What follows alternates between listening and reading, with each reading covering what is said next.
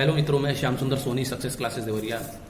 IPC के 113 धारा तक कंप्लीट हो गई है। 114 धारा आज शुरू करना है और जो इम्पोर्टेंट धाराएं हैं वही बताई जा रही हैं। तो आईपीसी की 114 धारा क्या कह रही है बताइए। अपराध किए जाते समय दुष्प्रेरक की उपस्थिति। जब कभी कोई व्यक्ति जो अनुपस्थित होने पर दुष्प्रेरक के नाते दंडनीय होता, उस समय उपस्थिति हो जब वह कार्य अपराध किया जाए जिसके लिए वह दुष्प्रेरणा के परिणाम स्वरूप दंडनीय होता, तब यह समझा जाएगा कि उसने ऐसा कार्य अपराध किया है। यानी जब कि कभी कोई व्यक्ति जिसने दुष्प्रेरण किया है, दुष्प्रेरण के समय वो अपराध के समय वो वहां मौजूद नहीं रहता, लेकिन तब वह दुष्प्रेरण करने के लिए दायित्व के अधीन होता है। परंतु जब यदि अपराध के दौरान या अपराध होने के समय दुष्प्रेरक वहां मौजूद होता है तो माना जाएगा कि दुष्प्रेरक न होने के सिवाय उसने स्वयं अपराध किया है, स्वयं ही उसने अपराध कारित किया है। दुष्प्रेरक की उपस्थिति यदि अपराध के समय अपराध कारित करने के समय होती है तो ऐसा माना जाता है कि वह व्यक्ति दुष्प्रेरक न होने के सीधे डायरेक्ट उसने अपराध किया है। 114 मृत्यु या जीवन कारावास से दंडनीय अपराध का दुष्प्रेरण। यदि अपराध नहीं किया जाता, जो कोई मृत्यु या जीवन कारावास से दंडनीय अपराध 114 आप समझे कि नहीं? पहले एकदम सर, क्या समझे? जब दुष्प्रेरण जो चीज का किया जाता है और दुष्प्रेरक उस मौके पर जो अपराध किया जाता है उपस्थित है, तो यह माना जाएगा स्वयं उसी ने किया है। बहुत सही, गुड। अब आ जो जाइए। मृत्यु या जीवन कारावास से दंडनीय अपराध किया जाए दुष्प्रेरण करेगा यदि अपराध उस दुष्प्रेरक के परिणाम स्वरूप न किया जाए और ऐसा दुष्प्रेरण के दंड के लिए कोई अभिव्यक्त उपबंध इस संहिता में नहीं किया गया है, तो वह दोनों में से किसी एक अधिक कारावास जिसकी अवधि 7 वर्ष तक की हो सके दंडित किया जाएगा, जो माने से दंडनीय होगा। यानी यदि कोई व्यक्ति मृत्यु या आजीवन कारावास से संबंधित कोई दुष्प्रेरण करता है और कोई व्यक्ति जिसे दुष्प्रेरित किया गया है वह अपराध नहीं करता है, तो यदि उसके लिए कोई स्पेशल दंड दुष्प्रेरण का नहीं है तो वह 7 वर्ष तक के लिए कारावास से श्रम सहित या श्रम रहित वह दंडित हो सकता है या जुर्माने से दंडित हो सकता है। यही बात की गई है। आगे देखिए। और इसका जो दूसरा पॉइंट है वो ये कहता है कि यदि अपराध घटित हो जाए तो तब क्या होगा। तो यदि कोई व्यक्ति किसी व्यक्ति को मृत्युदंड से आजीवन कारावास से संबंधित मामलों में दुष्प्रेरण करता है और वह व्यक्ति दुष्प्रेरण करने के पश्चात भी वह व्यक्ति अपराध नहीं करता है, तो उसके लिए 7 वर्ष तक की सजा का प्रावधान है। यदि वह दुष्प्रेरण के अनुक्रम में अपराध कारित कर देता है तो उसके लिए 14 वर्ष तक की सजा का प्रावधान है। समझ में आ रहा है? तो बिल्कुल। क्या अगर जो ऐसा अपराध है जिसका दुष्प्रेरण करता है जिससे कि जिसमें मृत्यु या आजीवन कारावास है, मृत्युदंड आजीवन कारावास है, उसका दुष्प्रेरण करता है, अगर वो कार्य नहीं करता है दुष्कृत्य व्यक्ति, तो उसमें 7 वर्ष की सजा है और सादा कारावास से जुर्माने से है। और वो कार्य संपूर्ण हो जाता है, पूर्ण हो जाता है, अपराध हो जाता है तो उसमें 14 के अनुक्रम में यदि कोई अपराध करता है। हाँ, अपराध का मतलब उपहति। जैसे मान लीजिए कि मैंने मृत्यु कारित करने के लिए आपको दुष्प्रेरित किया, आप मारने के बजाय उसको चोट पहुंचा दिए, ठीक है, उपहति हो गया, तो वहां पर वह 14 वर्ष तक के लिए होगा। यदि मार देंगे तब तो सीधे 302 हो जाएगा, तब तो मृत्युदंड से सजा होगा। तो वही बात है ना। पूरा डायरेक्ट सही से पढ़िए क्या कर रहा है। आराम से पढ़िए आप। हत्या करने के लिए बहुत आता है। अब 116 देख अपराध लीजिए। नहीं किया जाता है। कारावास से दंडनीय अपराध का दुष्प्रेरण। यदि अपराध न किया जाए, जो कोई कारावास से दंडनीय अपराध का दुष्प्रेरण करेगा, यदि वह अपराध उस दुष्प्रेरण के परिणाम स्वरूप न किया जाए और ऐसे दुष्प्रेरण के दंड के लिए कोई अभिव्यक्त उपबंध इस संहिता में नहीं दिया गया है, तो वह उस अपराध के लिए उपबंधित किसी भांति के कारावास से ऐसी अवधि के लिए जो उस अपराध के लिए उपबंधित दीर्घतम अवधि के 1/4 भाग तक ही हो सकेगी, या जुर्माने से उस अपराध के लिए उपबंधित या दोनों में से दंडित किया जाएगा। अर्थात अभी तक मैंने आपको बताया मृत्युदंड या आजीवन कारावास से संबंधित कोई दुष्प्रेरण करता है उसके लिए मैंने आपको 115 बताया। इसके अलावा यानी इस अपराध के अलावा यदि कोई व्यक्ति दुष्प्रेरण करता है किसी व्यक्ति को और वह दुष्प्रेरण करने के पश्चात भी अपराध नहीं करता है, तो जिस अपराध के लिए उसने दुष्प्रेरित किया है और जो अपराध उस अधिकतम दंड उस अपराध का है उसका 1/4 भाग जो है वह जेल में भोगेगा और जुर्माने से दंडित किया जाएगा। समझ में आया? क्या मूल देंगे तो फिर राजेश शर्मा कमेंट करिए। समझ में आया क्या कहें? क्या जैसे कारावास से अगर कोई दंडनीय व्यक्ति है और वो कोई कार्य नहीं करता, दुष्प्रेरण के अनुक्रम में कोई कार्य नहीं करता है, जी। तो उसको जो पूरे दंड से दंडनीय होगा उसके 1/4 से उसको दंडित किया जाएगा जब वह अपराध नहीं करता है तब। और वो अपराध ऐसा है जो नहीं मृत्यु दंड से दंडनीय है और नहीं आजीवन कारावास से दंडनीय है। इनको छोड़ करके जो अपराध होंगे उसमें जो भी जिस अपराध के लिए दुष्प्रेरित किया होगा उसके दीर्घतम दंड के 1/4 भाग। यदि चोरी के लिए दुष्प्रेरित किया है तो चोरी का दीर्घतम कितना दंड है? 3 वर्ष है। तो 3 का चौथाई भाग कितना हो जाएगा? 3/4 कितना हो जाएगा? 3 वर्ष का 9 महीने हो जाएंगे। ठीक है, तो 9 मास के लिए वो दंड से दंडित होगा। और यदि वह अगला देखिए,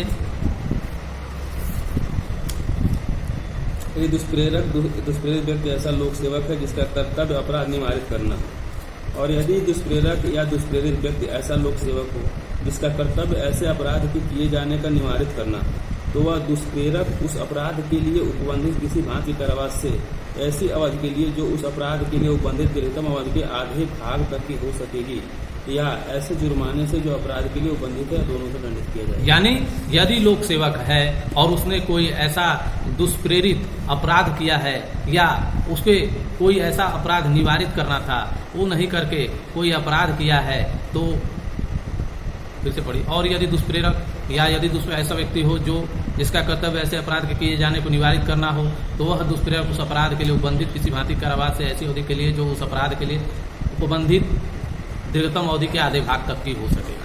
यानी कहने का मतलब यह है कि यदि कोई लोक सेवक है उसने कोई किसी अपराध का जो है दुष्प्रेरण किया है और यदि उस दुष्प्रेरण के परिणाम स्वरूप अपराध घटित हो जाता है या अपराध नहीं घटित होता है, तो उस अपराध के दीर्घतम भाग जो भी है उसका 1/2। यहाँ पर मृत्युदंड और आजीवन कारावास को नहीं दिखाया गया है, यानी किसी अपराध के बारे में बात की गई है, चाहे वो मृत्युदंड हो, चाहे आजीवन कारावास से संबंधित मामला हो या कोई अन्य अपराध से संबंधित मामला हो। समझ में आया क्या? ऐसा कोई दुष्प्रेरक अगर वो कोई लोक सेवक है और उसको कोई ये है कि किसी अपराध को निवारित करने के लिए उसको नियुक्त किया गया है, और वो कोई यदि अपराध करता है उस दुष्प्रेरण में, वो खुद ही दुष्प्रेरण कर रहा है जबकि उसको निवारित करना है, उसमें कोई अपराध करता है, तो उस अधिकतम दंड से जो दंडनीय है उसके 1/2 दंड से दंडनीय है, 1/2 भाग से। ठीक है, आगे देख लीजिए, इसका दृष्टांत भी बहुत बढ़िया बढ़िया दिया हुआ। ख को जो एक लोक सेवक है, ख के पदी कर्तव्यों के प्रयोग में क अपने प्रति कुछ अनुग्रह दिखाने के लिए आम के रूप में रिश्वत की प्रस्तावना करता है, ख उसे रिश्वत प्रदान करने से इनकार करके इस धारा के अधीन दंडनीय है। मिथ्या साक्ष्य देने के लिए ख को क उकसाता है। यहाँ ख यदि मिथ्या साक्ष्य न दे तो भी क ने इस धारा में परिभाषित अपराध किया है और वह तदर्थ दंडित होगा। ए एक पुलिस ऑफिसर जिसका कर्तव्य लूट को निवारित करना है, ये जो अभी मैंने बताया उससे संबंधित है। एक पुलिस ऑफिसर जिसका कर्तव्य लूट को निवारित करना है, लूट किए जाने का दुष्प्रेरण करता है। यहाँ यद्यपि वह लूट नहीं की जाती है तो उस अपराध के लिए उपबंधित कारावास की दीर्घतम अवधि से आधे से और जुर्माने से भी दंडनीय होगा। ठीक है, तो यदि अपराध नहीं किया जाता है तो 1/2 हो जाएगा, और यदि अपराध हो जाता है तो फिर वो तो फुल हो जाएगा। जितना अपराध के लिए दंड होगा उतना होगा। फिर से नीचे देखिए, क द्वारा जो एक पुलिस ऑफिसर है और जिसका कर्तव्य लूट को निवारित करना है, उस अपराध के किए जाने का दुष्प्रेरण ख करता है। यहाँ यद्यपि वह लूट न की जाए, ख लूट के अपराध के लिए उपबंधित कारावास की दीर्घतम अवधि के आधे से और जुर्माने से भी दंडनीय होगा। ठीक है ना? अब देख लीजिए 118 देख लीजिए। 17 छोड़ दिया सर। है हाँ, 17 छोड़ दीजिए, 118 देख लीजिए।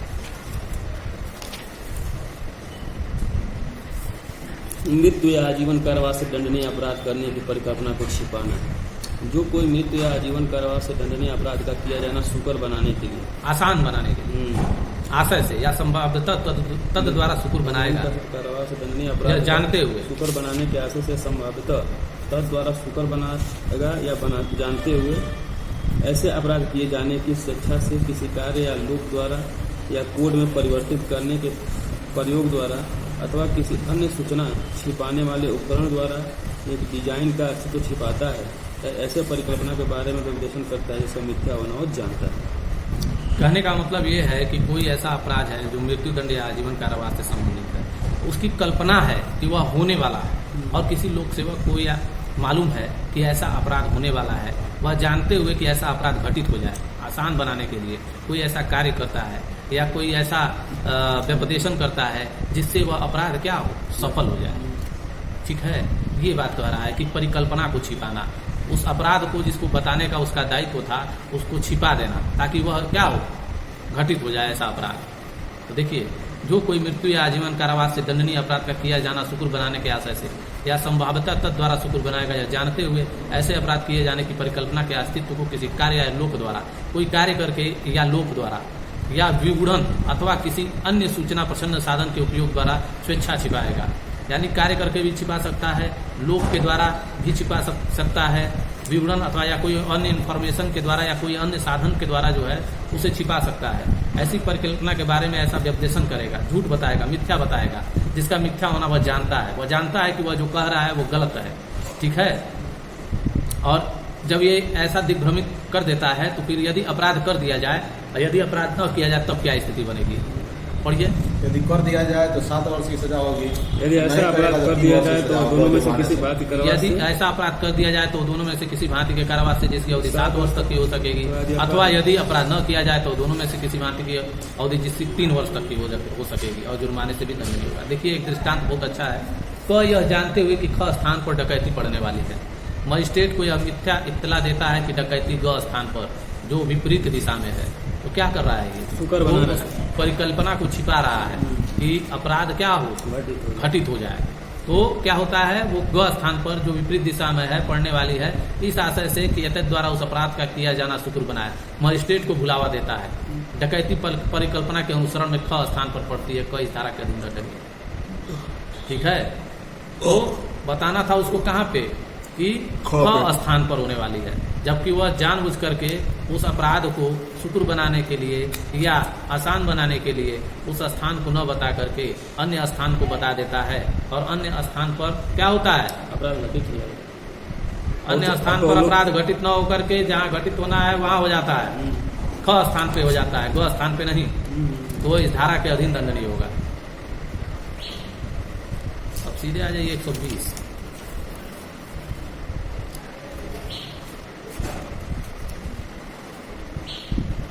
वही चीज है, वहाँ मृत्युदंड और आजीवन कारावास की बात की गई थी, या कारावास से दंडनीय अपराध की कल्पना को छिपाने की बात की गई थी। अब आ जाइए अध्याय 5 का आपराधिक षड्यंत्र। आपराधिक षड्यंत्र की परिभाषा 120 का कोई अवैध कार्य अथवा ऐसा कार्य जो अवैध नहीं है, अवैध साधनों द्वारा करने या करवाने को सहमत होते हैं, तब ऐसी सहमति आपराधिक षड्यंत्र कहलाती है। तो कोई अवैध कार्य, आप अवैध कहाँ पढ़े थे, अवैध की परिभाषा कहाँ पढ़े थे, आईपीसी की धारा किसमें पढ़े थे?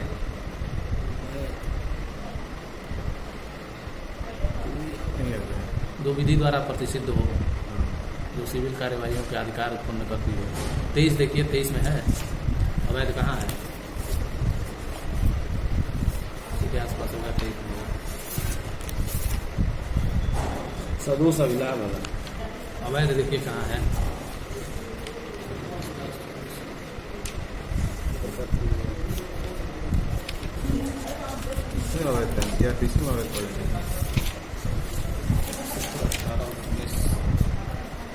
इसमें कहाँ है, इसमें नहीं है। अरे कैसे नहीं है भाई,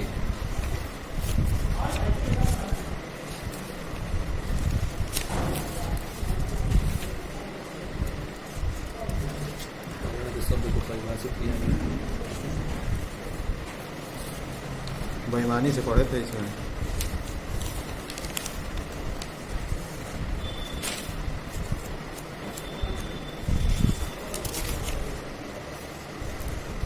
इसमें नहीं है अवैध,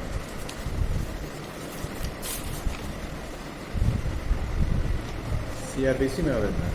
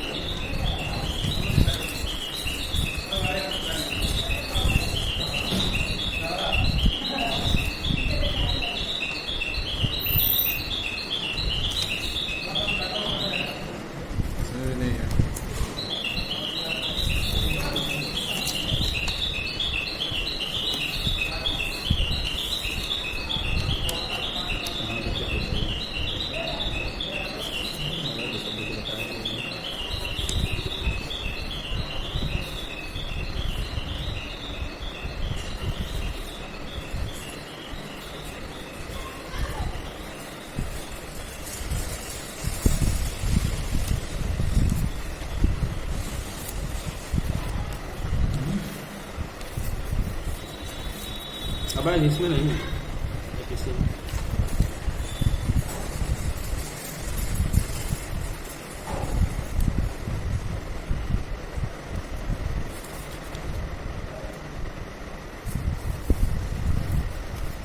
पैंतालीस में लिखिए सर, 43 में 43। हाँ 47 सही होगा, 47 में दिए। हाँ वही है, करने के लिए अवैध रूप से है, करने के लिए अवैध रूप से लागू लागू है जो अपराध है जो विधि द्वारा प्रसिद्ध अवैध सब उस हर बात को लागू है जो अपराध हो और जो विधि द्वारा प्रतिष्ठित हो, जो सिविल कार्रवाई के लिए आधार उत्पन्न करती हो। कोई व्यक्ति उस बात को करने के लिए वैध रूप से आबद्ध कहा जाता है जिसका लोप करना उसके लिए अवैध है। तो इतनी चीज़ें अवैध में आती हैं। कौन कौन सी चीज़ें आती हैं? जो अपराध हो, जो विधि द्वारा प्रतिष्ठित हो, जो सिविल कार्रवाइयों के अधिकारों को उत्पन्न करती हो, या जो ऐसा करना अनिवार्य है जिसका लोप करना अपराध हो, वो सब किस शब्द में आते हैं? अवैध में आते हैं। तो आपराधिक षड्यंत्र में सबसे पहले अवैध को जान जाइए कि अवैध होता क्या है। तो धारा 120 का पढ़िए, आपराधिक षड्यंत्र की परिभाषा क्या है? जबकि दो या अधिक व्यक्ति कोई अवैध कार्य अथवा कोई ऐसा कार्य जो अवैध नहीं है, अवैध साधनों द्वारा करने या करवाने को सहमत होते हैं, तब ऐसी सहमति आपराधिक षड्यंत्र कहलाती है। परंतु